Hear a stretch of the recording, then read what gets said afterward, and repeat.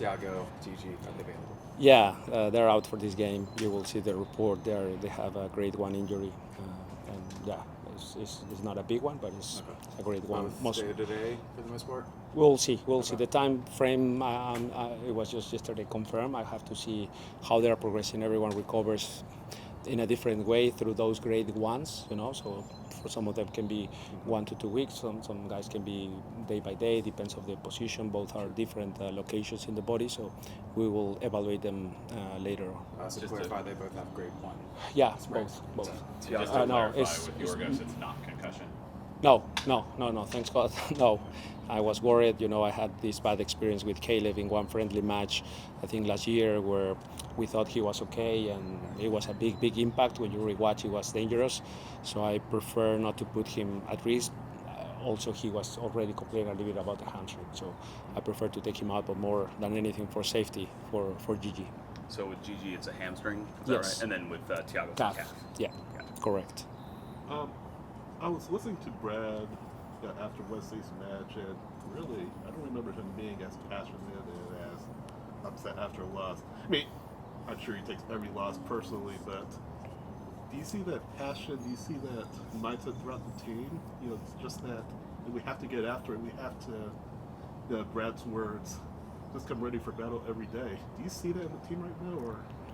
Yes, I would say the short answer is yes. Of course, we have to see it more consistently. We have to see it. Probably we had to see it before, earlier, when probably we were playing good but not getting the results, and that probably we should have that. But I think the team cares. And the other day, of course, we had a long post-match locker room talk, and I think it's important to know that the players care. They are committed. They are committed to the team, to the cause, to the club.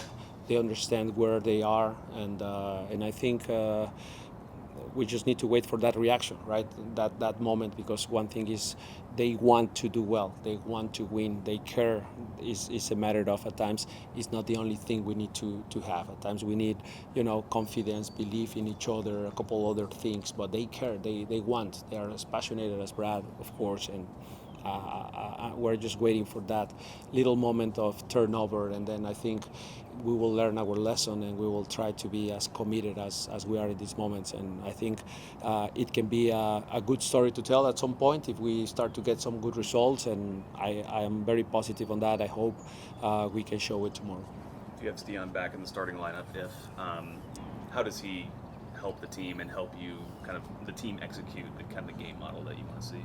Yeah, well, I will have to check his minutes, and that he's coming back from a long injury, so we'll see. We'll address that later after how he's responding to also another exposure of load.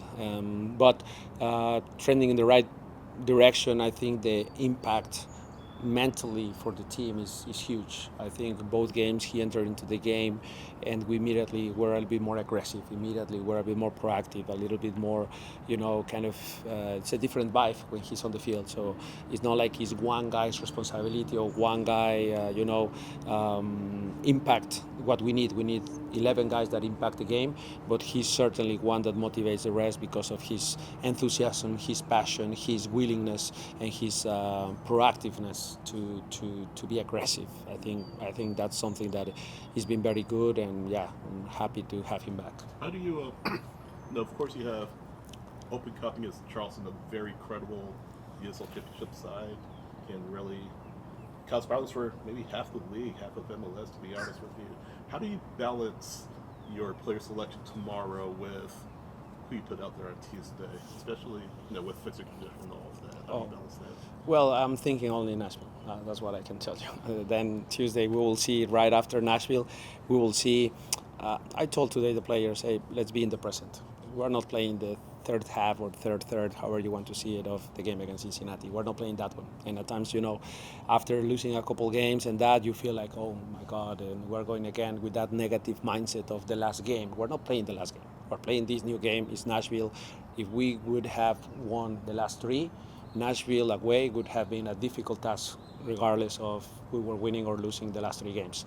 So I told them that, live in the present, and I have to do the same. The lineup, I have to live in the present. I have to be in the moment, and I have to coach them in the moment and not thinking a lot about Open Cup. There are certain guys that, of course, I have restrictions in terms of minutes just because they're returning from some injuries, and that, of course, I will try to follow because I don't want to put them at risk. So then we jeopardize not just the next game, but a few more.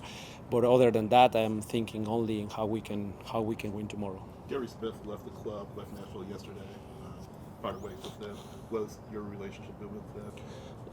We didn't talk too much. Had a few words one day. I think after one game that was delayed, he seems to be a fair guy, a very honest guy, a guy that is just respectable, and I enjoy playing against him.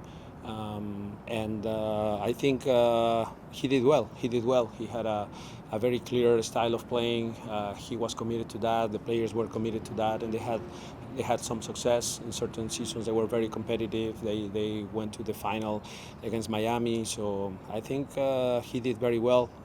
So obviously sad news every time they fire a coach. When you learn of that news, do you go back and change any of like the film cut-ups or things that you do to prepare for the team, or is it just kind of you just assume that they're going to play in a similar style to how they have? Yeah. There was something. We were in the middle of a coaches meeting, talking about lineups and possibilities and what they're going to show and all this, and then we received the news and okay, so let's reset. Yes, but no, I think.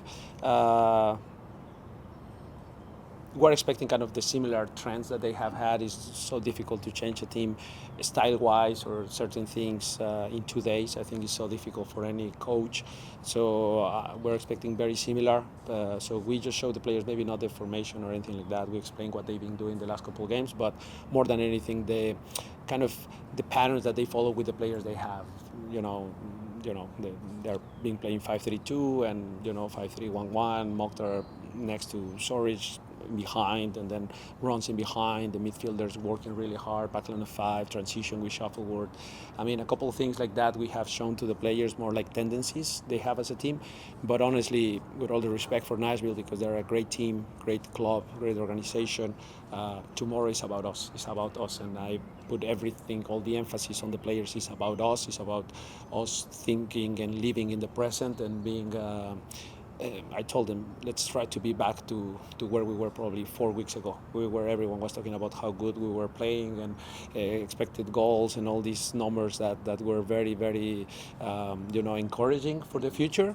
And let's get back to that. And it's, again, living in the present, being there tomorrow, think about those 90 minutes, life or death, and be back to that positive mindset, energy-wise, and confidence and belief, and that's all we can do. That's all we can control. In that vein, talk about what you want to see.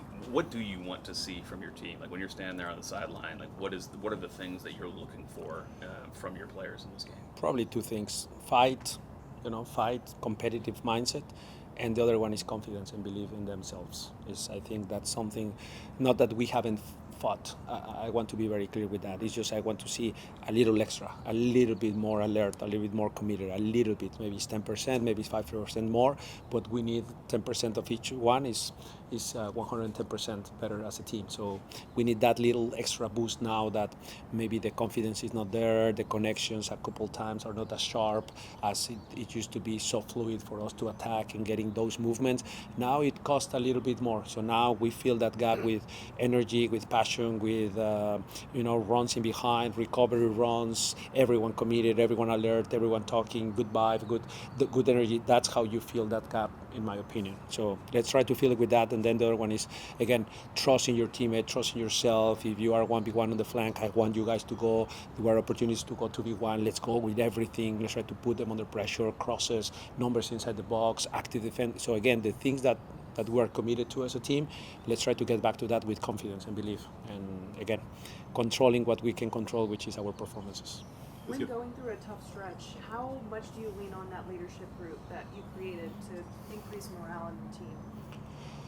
I think, number one, I have to be the first leader of the team. I have to lead the way. I have to show them that positive mindset, that energy. If I'm down, if I'm with my head down, you cannot expect better from them, right? So I have to be firm in certain moments. I have to tell them exactly what we are missing. But then it's just a little bit on that leadership. I think they're doing a great job. There are actually a couple new leaders in the horizon that are showing very well in this tough stretch. Maybe they are not part of that group, but that was the idea. Kind of that was the starting point of some conversations among themselves, and they try to solve the things on their own, because that's the best way.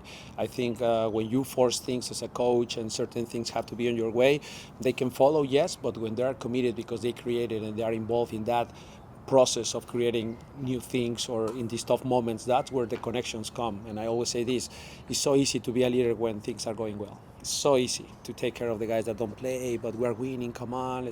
Now in the tough moments, when we have certain doubts, when we are not confident, when everyone is around is talking bad about us, we are horrible, we're the worst, no one is good anymore. When that happens, that's where your leadership skills really, really shine.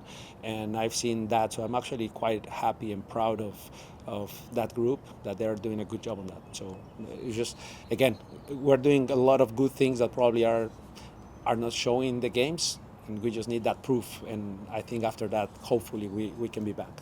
Who's someone that stepped up during this tough stretch that's impressed you leadership-wise? Well, I don't want to. There are like in my head three that are not there. I don't want to mention because then it's put them on the spots in the future and all these things. But there are three guys that I think are just talking, and one is very young, so I'm very happy about that. And no one asked him his opinion, and he's sure. And some of those things are impressive, and I like that.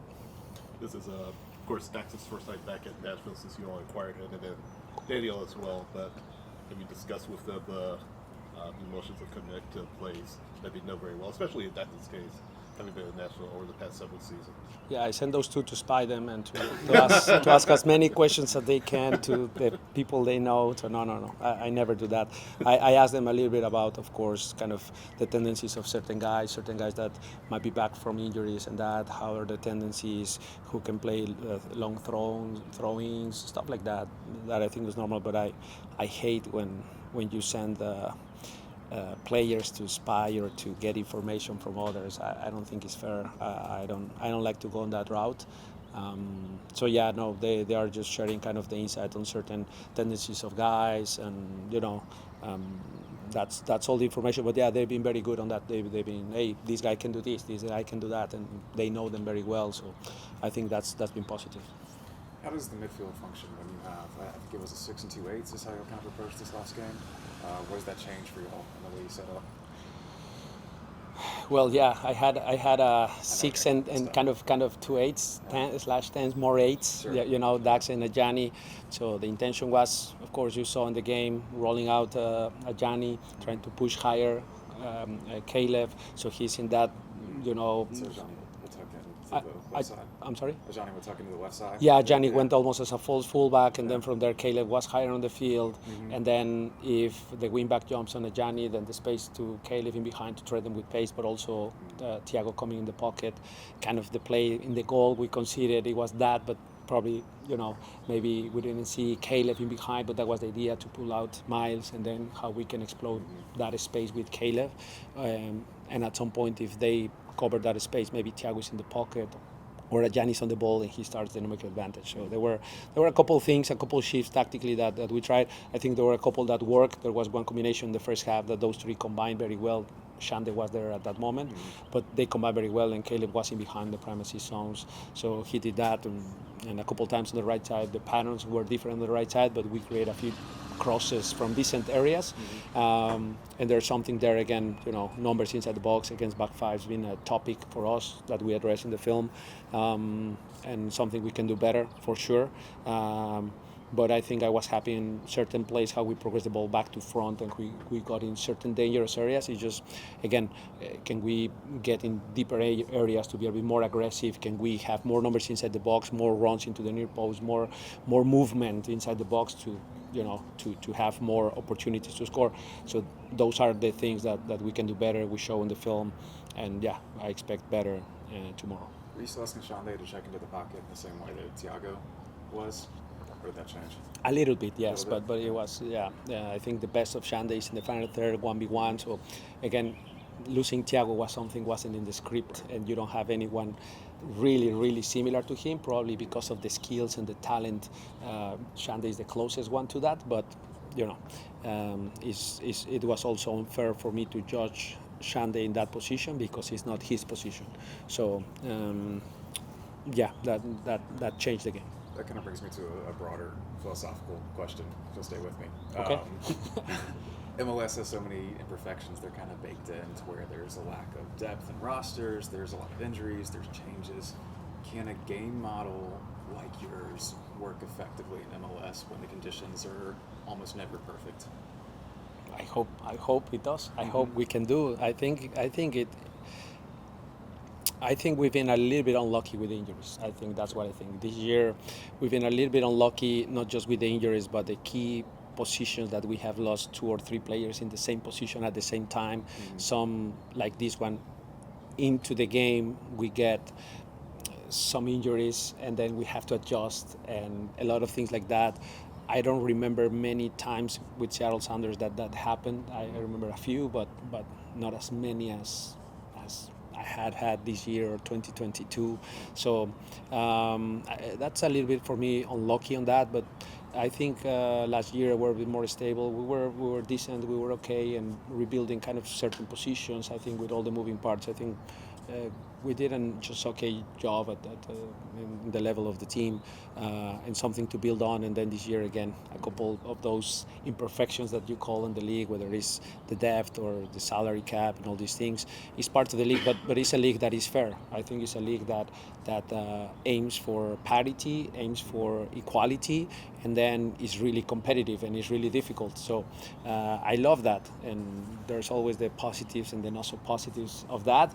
And yeah, I've been a little bit unlucky this year with that, but positive about it. I think we have to continue positive mindset, trying to keep going, try to give the players the tools to succeed, all that, and that's all I can control. There are other things that I cannot control, and then that's another one's responsibility. Mine is trying to put the team that can compete tomorrow, choose the right lineup, choose the right players, give them confidence, give them belief, give them positive mindset, also a little bit of reality where we are and how we have to play in this reality we are.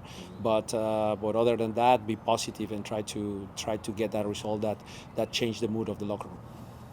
Let's cut it there unless someone has one more. One more? The bus training. No? All right, Okay. Thanks, Thank you, guys. Appreciate it. Thank you. Thank you.